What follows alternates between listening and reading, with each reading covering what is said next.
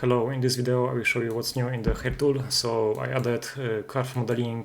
You can enable this using this button, and now when you select the endings you can grab, scale or rotate them like so.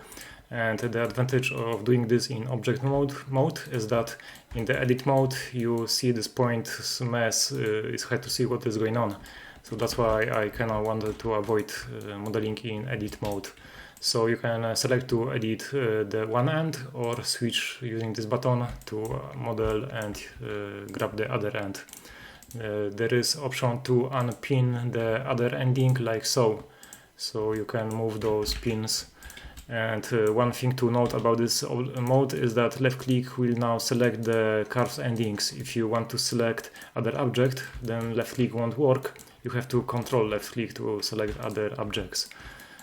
So okay, now we have this pinning with chain-like physics described. I will show you now this strand stiffness parameter, what it does. Now you see that when I move, the beginning is kinda not wanting to follow the mouse. If I reduce the stiffness, then it will follow freely.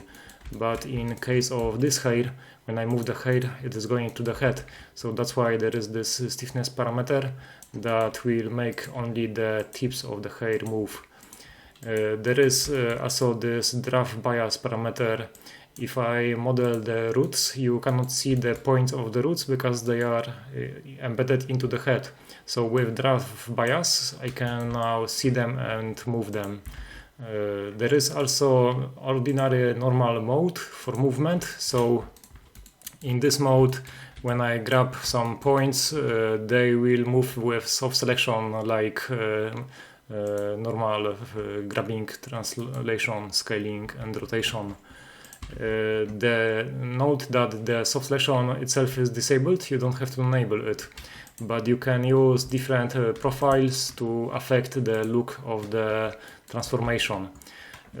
Also, you have support for grab, rotate, scale and movement, but not all properties are available. So you can only use global axis to constrain the movement, and you can only select median point or 3D cursor. So if I have 3D cursor on the scene, I can now rotate around it. But then there is no support for like active or any others. So you can just median point will move around the center of the selection. There is also more options, and with the hotkeys described in here. So for example, one of the hotkeys is for the Control D, Shift D to duplicate the strand. So I will switch to chain like movement and Shift D to duplicate, and you can duplicate your strands like so.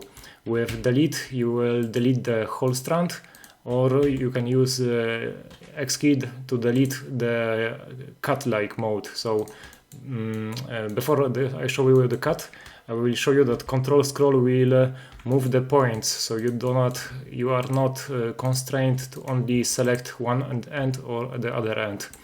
So control scroll will let you select any point you want along the length of the strand.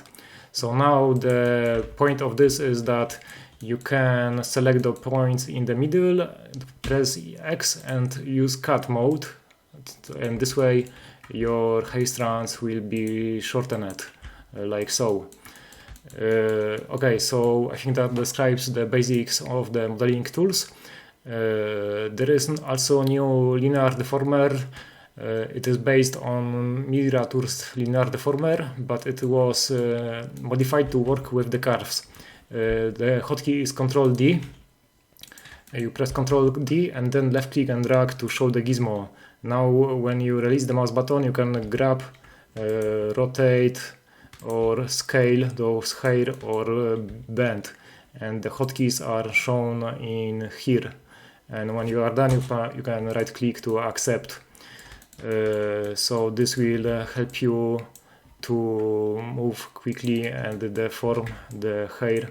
Well, in some cases it may be easier to use the linear deformer, and in some cases it may be easier to use the chain physics like movement, and in some cases it may be easier to use the normal movement.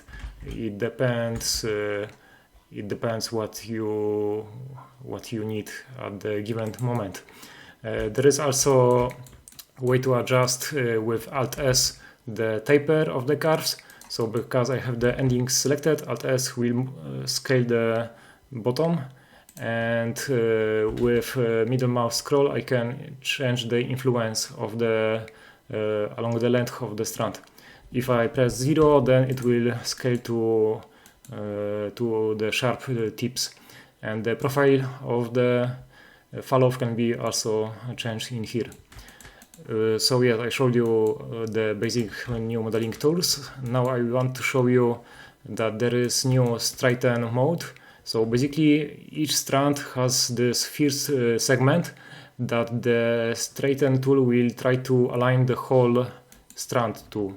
So basically if I run the straighten and increase the strength and maybe move the strength to more to the roots, you see now the strand is kinda aligned to the first segment on each strand.